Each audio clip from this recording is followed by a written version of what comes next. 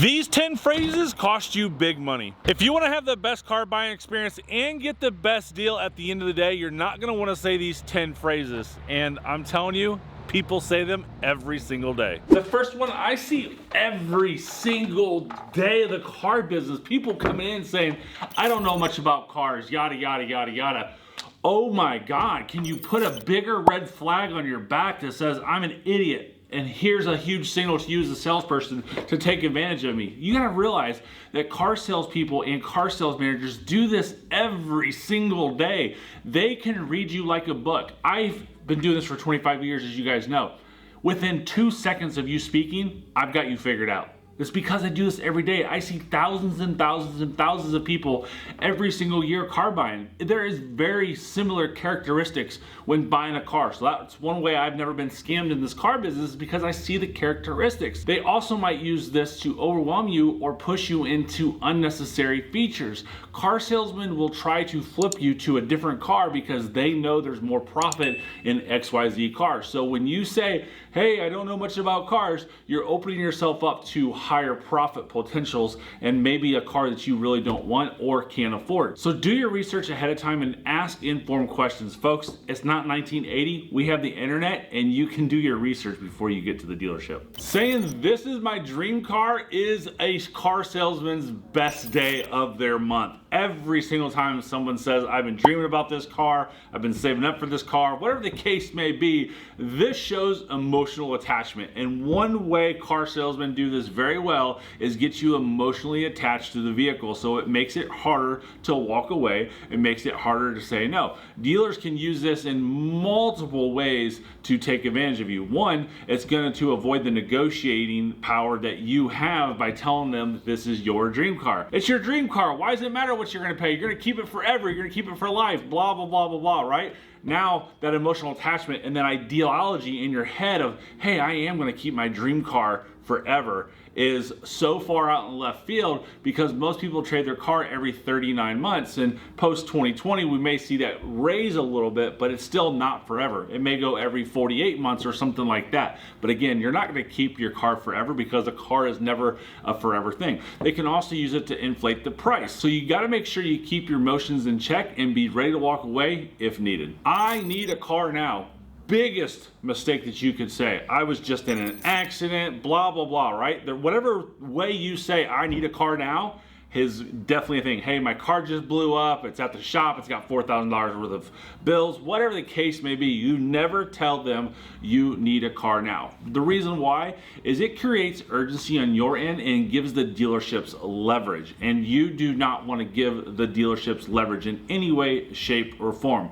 They know that you're less likely also to shop around for better deals because everyone's crazy busy. Everyone has no time for XYZ. We got 3 kids that we got to be at 3 different schools at the exact same time, and we have 1 or 2 parents taking them. How is that possible? We get it. We know as car sales professional that your time is strapped, but they will absolutely take advantage of it if they know you need a car right now. So act like you have all the time in the world to make a decision, even if you don't. It's going to save you a ton of money in the long run. I hear this one every single day. Well, I'm paying cash. Come on now. Cash is not king. This is not 1970 and 1980. Not to mention, on new car deals, cash buyers can lose out on potential incentives or rebates. I just recently sold my Tesla Model X, and I had someone reach out to me and said that I would never get the money that I am trying to get out of my Model X. 3 days later, I sold it for exactly what I listed it for. And they sent me a picture of a Model X for a really low price that was 2 or 3 years newer than mine and had 1/3 of the mileage. And I went to investigate it, and it was nowhere near the same level of trim that my Model X has. Plus, the fake price that they had on the website included you must finance with the dealership. This is on a used car, folks. On a used car, yes. So cash buyer in this case is going to pay $2,000 more just for, actually I think it was $3,000 more for that exact same car. So dealers make money on financing. So cash is not king, and cash is not going to get you the best price. Wait to reveal how you're paying for the car until after you negotiate price. I hear this one all the time. People walk in, they throw me their keys, and they say, what's my trade worth? And right off the bat, I already know that this is a pain point in the entire process of buying a car. The reason why I just got these keys thrown at me and said, hey, what's my car worth before we go any further, is because you've been lowballed, or you think you've been lowballed. And this day and age, if you say, what's my trade worth, anywhere in the process, at the very forefront or at the end, you're asking the wrong questions. Focusing on your trade early can take the focus off the total price of the car you're purchasing. Dealers may inflate the new price of that car that you're purchasing, regardless if it's new or used, and show a higher trade-in value to balance it out, and then also give you false information. So if you decide to shop somewhere else, well, wait a second, ABC Motors across the street gave me $2,000 more for my car than you are. It's because it's a fake price, and the car dealers are gonna call other car dealers on that. So you have to negotiate the price first on the car you're purchasing and then discuss the trade-in. But most importantly, you should never ask the question to the car dealer, what's my trade worth? Because you should already have a pretty doggone good idea what it's worth, because you're gonna go to CarMax and Carvana to shop online, and say you're selling a Chevy, you're gonna go to one or maybe two Chevy dealerships or a big independent dealership in your area to find out what your car is worth when you're just selling it to them. Those are actual cash value numbers. So that way you've got a good idea of what your car is worth. So instead of saying, what is my trade worth? Hey, by the way, Mr. Salesman, I'm thinking about trading my Audi RS Q8. I might keep it, I don't know.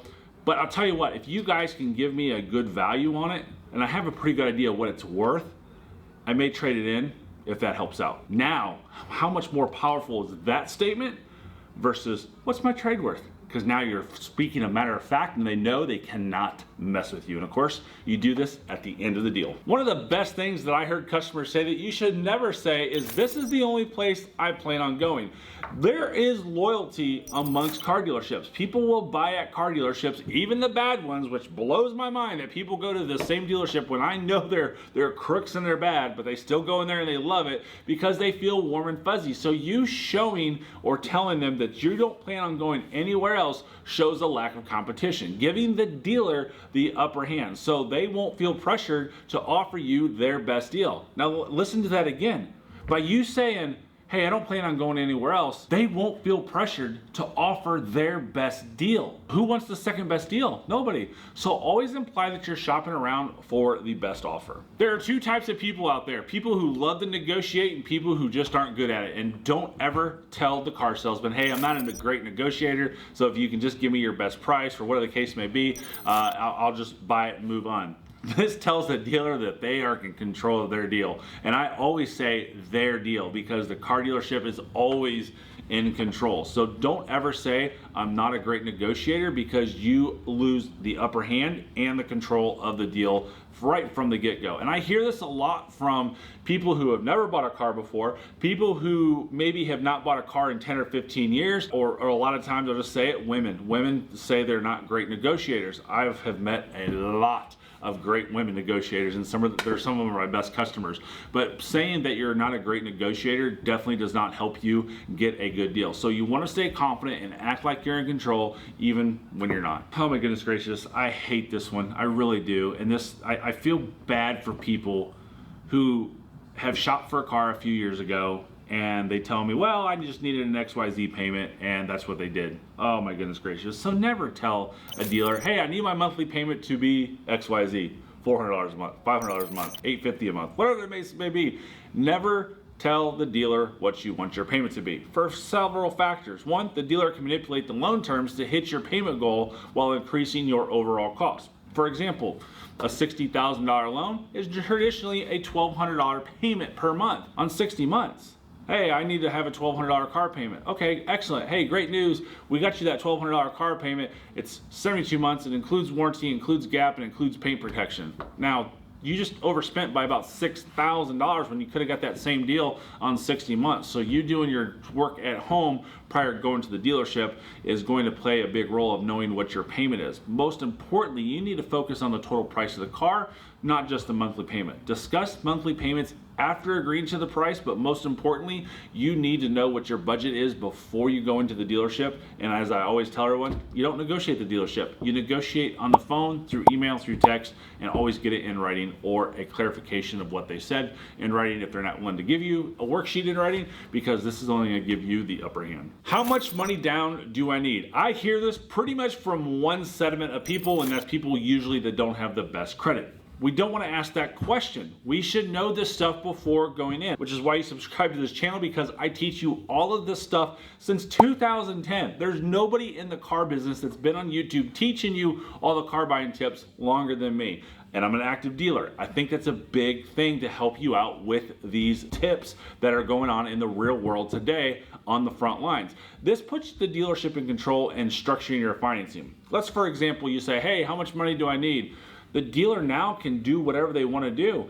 What happens if that car salesman say, well, you know, a good rule of thumb is 10, 20%, maybe just 1,000 or so. How much money do you have? And what are you going to do? You're going to answer them. I guarantee you. I know there's going to be comments in the comment section that says, no, I would never answer that question. Yes, you do. I can get that question out of you regardless of how good you think you are.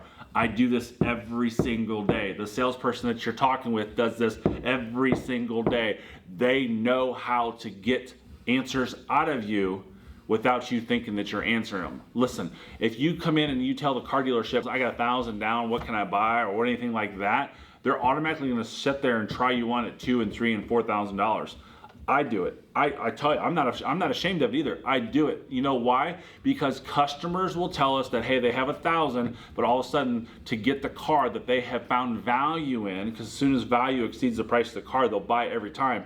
As soon as they see the value of that car exceed the price, they will buy every time. And if it takes to beg, borrow, steal money from someone, they will do so. They'll ask for it, they'll put it on a credit card, whatever the case may be. So yes, dealers, when you tell them that you got 1,000 down, they're gonna try you on at 2, 3, and 4. Now I wanna preface this that if someone does tell me 1,000 down, I show them the 1,000 down. I have different avenues that I can show them, and then I'll show them 2 and 3, or I'll show them 1, 3, and 5, whatever the case may be. So dealers will do this. So know your budget and what you're willing to put down before you go to the dealership. My entire time of teaching people on the internet, I talk about this one all the time, and that's about the price.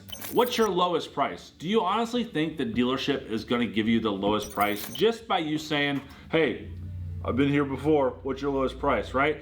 It opens the door for vague and non-committal responses. Dealerships often say they're already given their best price, limiting the room to negotiate. Instead, make a reasonable offer based on the research and negotiate from there. For example, I just had a car salesman call me and say they wanted to buy my vehicle for $4,000 under what I had it listed for, and that was including all tax, titles, and fees, and they're crazy. So I just started playing with them. I happened just to recently buy a car from them, and I said, we don't negotiate on price. And I said, just like you guys don't negotiate on price. Who told you we don't negotiate? Well, I just bought XYZ from you a couple months ago, and now that makes me think that I need to renegotiate my car and my trade-in. Well, if I remember right, we gave you invoice pricing on our car, and we gave you all the money for your car. I said, exactly. That's why I came to you, because I know you're giving me the best price up front. So making sure that you do your research and negotiate fairly is so important. And don't forget, let's brighten a child's holiday this year with our Toys for Tots drive. Just send us a toy to the car store here. The address is in the description.